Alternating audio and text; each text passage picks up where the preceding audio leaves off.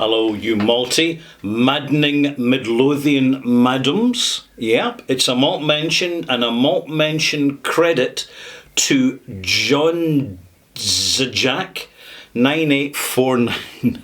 Thank you, John Zajac, for your malt mention. It has been mentioned. And now, to give you a review number, it's number 1030, and I am reviewing Bunnahabhain 12-year-old cask strength. Again, because it's not that long ago since I reviewed it.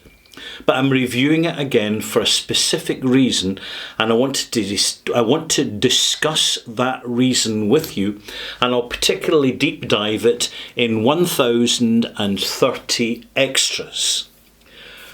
Right, a little bit more information, and I might as well pour a glass while I'm here. It kind of helps get the show going.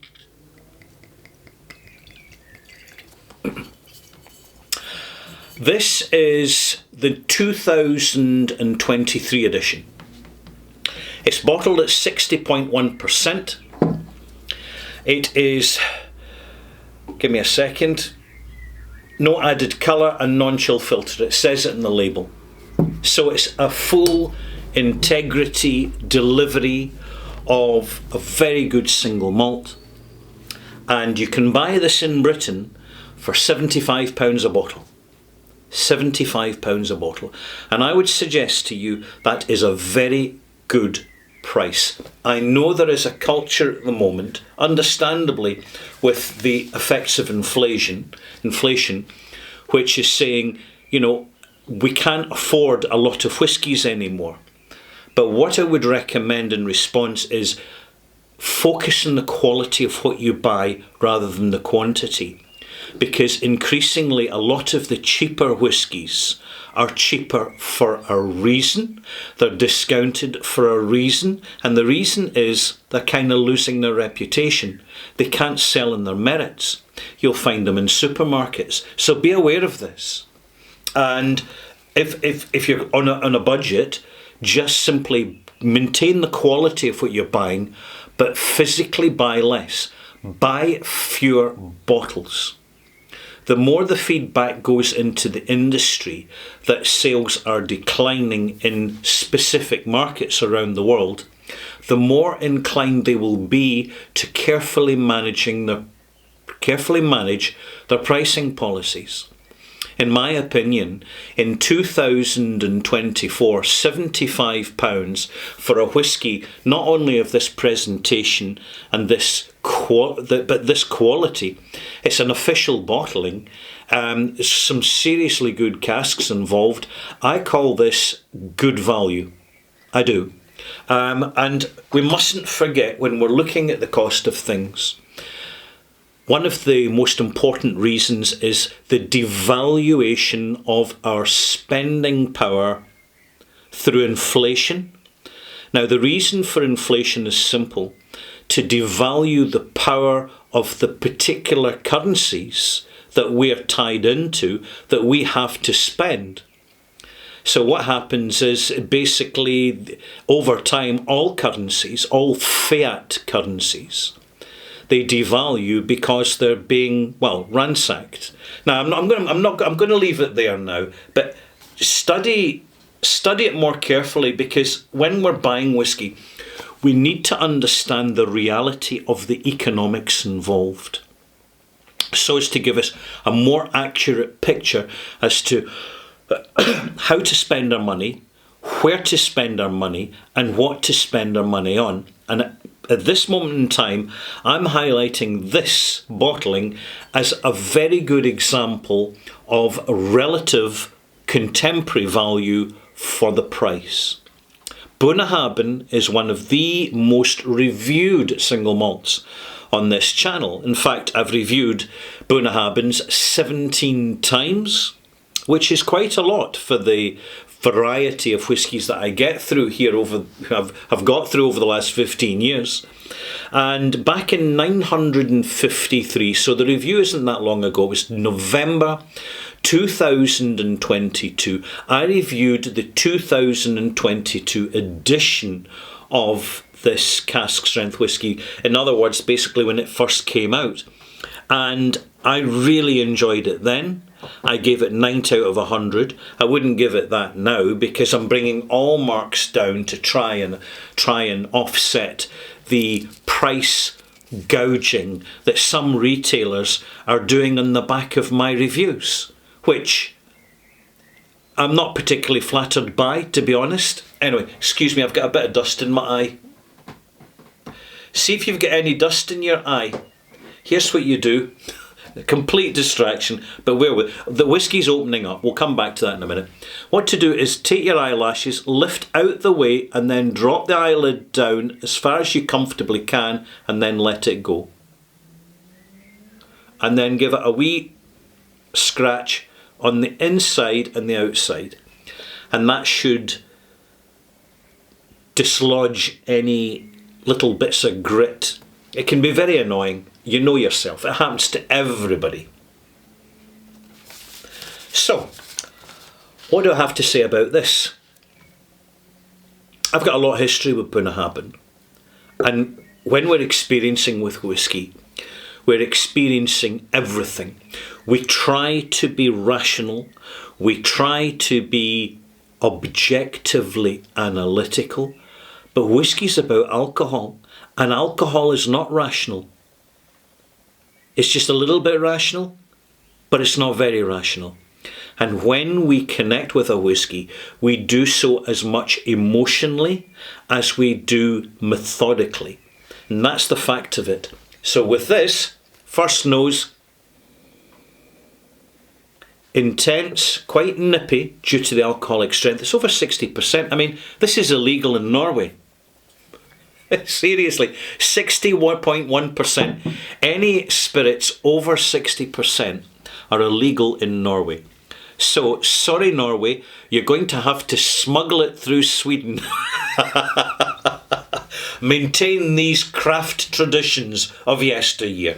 We'll get some to you across the North Sea and stash it away in the fjords for you. And then send you the geocache addresses to where to find it. Wonderfully rich, wood rich, resinous rich, clean sherry rich. First nose, we're really off to a good start. First sip, bearing in mind we're at 60.1%. This is serious strength whiskey.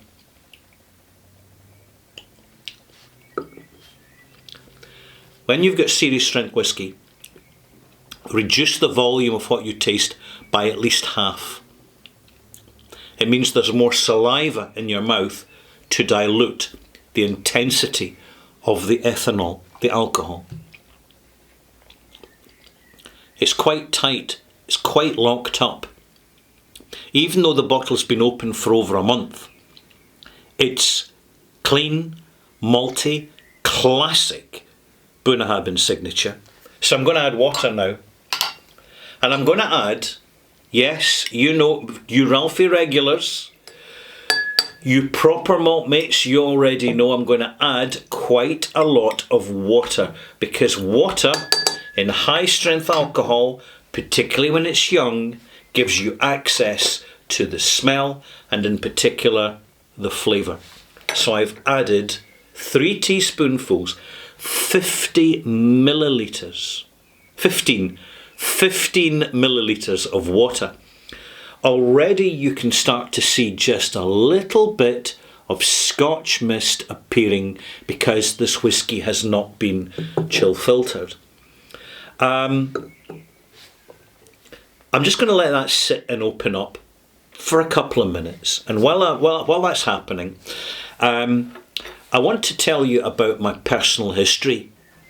And it's something I've mentioned recently in another extras, because it's a big deal. It's really quite important when we factor this into our appraisal and assessment of whiskies.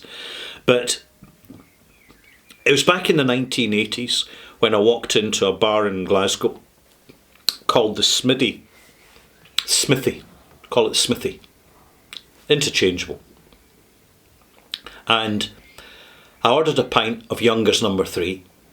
It was a nice little, quiet, family-orientated almost quite slightly genteel, and it had a lovely atmosphere to it when there was in the bar then, a lovely atmosphere.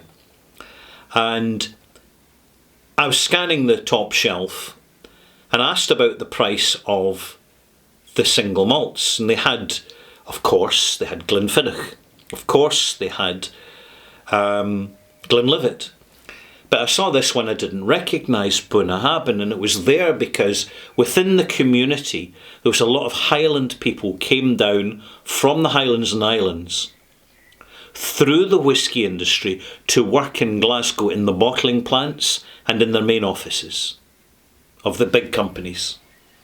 So they'd find their way into the local community, into the local pub, and this is where I discovered Bunnahabhain. So it's very tied to historical legacy. I've been drinking this whisky for over 40 years. So inevitably you can rationalise and logic your approach as much as you want. It doesn't work that way. There's a holistic approach to it, and every time I smell this, it takes me back to rainy streets on November nights in a very happy part of my life where I just changed jobs, from going from a job I hated, frankly, to a job that I found fascinating, intriguing, and very worthwhile. And this whisky was there. And it's just like the music we used to listen to. The whiskies we're drinking, they provide part of the soundtrack. The music, of course, is audio. The rainy streets and the old photographs are the visual, but the smell and the taste, it can only come from spirits because they've got the strength and the substance and the singularity to actually deliver, particularly over time. So here we are. Here's to old acquaintance. Cheers. Cheers, maltmates.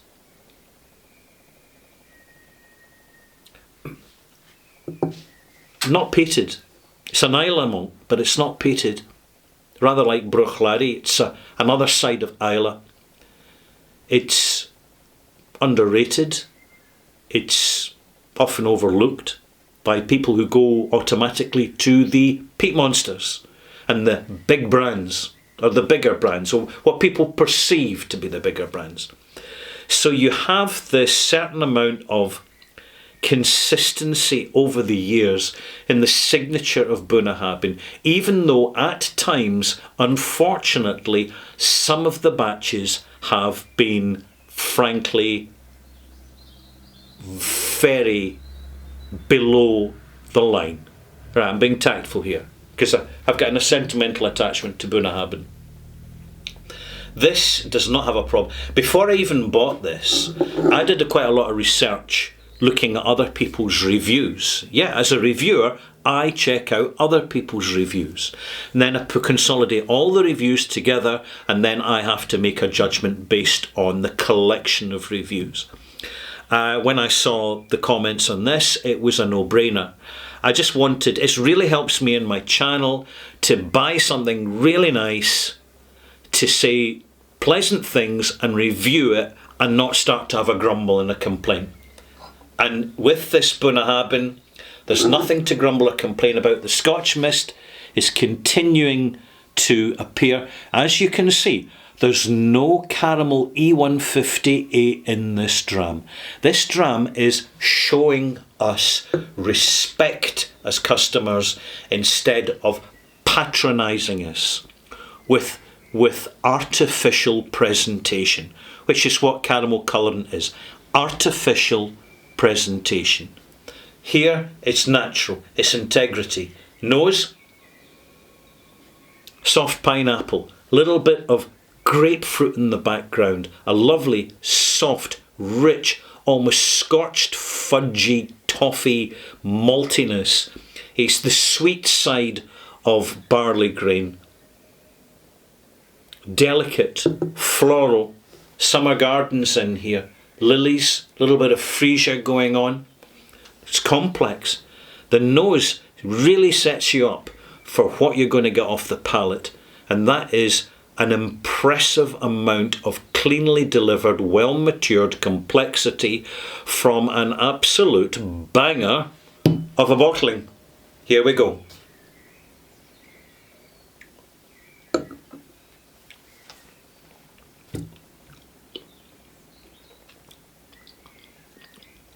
Malt rich, really well supported by the casks. It's zesty, it's a little bit fresh. It sustains really well from the arrival through the development, and it just keeps on giving. The more I leave this in the glass, we'll start to see a few more of the sherry notes appear as the cask influence re-exerts itself over the authentic signature coming off the pot stills. Then it'll settle down, then it'll get a little bit more citrusy, and then it'll get slightly sweeter.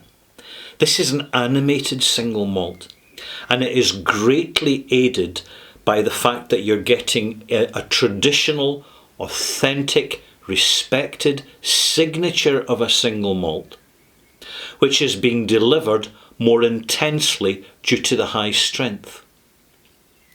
And when I'm adding water, you see, I'm bringing out the complexity that still remains locked up within that cask strength malt. Whereas if it had been bottled at 40%, that intensity would be substantially diminished due to the weakness of the alcohol to hold on to the complexity of the delivery over time.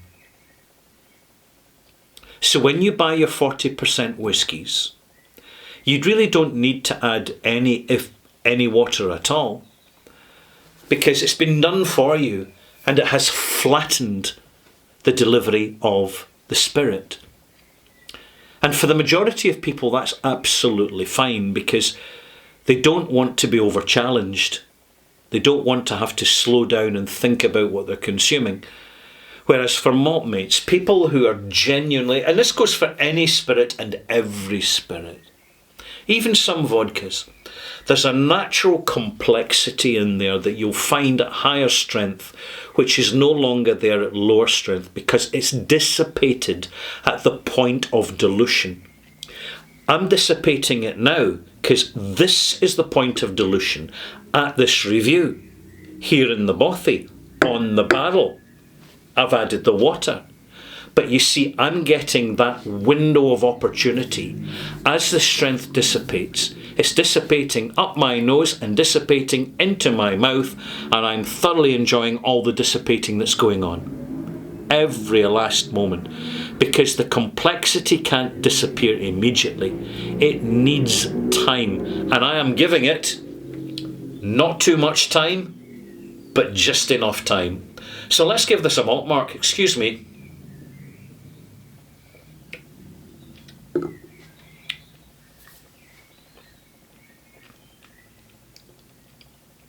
There's something rum-like about Bunnahabhain that I can't quite put my finger on. It's almost as if the grain is behaving like a soft muscovado rather than a molasses. Anyway, let's give this a malt mark. Absolutely delicious. Yeah, I'm going to go for it. What great value, well presented whiskey. 87 out of 100. 87 is the malt mark. And if you want to pop back again for Ralphie Review 1030 Extras, I'm going to talk more about an in-depth kind of timeline and connectivity purely beyond smell and taste, and how we have to navigate our way when we're purchasing whiskey. We have to navigate, and it's more complex than it used to be when we are specifically looking for value for money. So there we go. Join me shortly here in the bothy.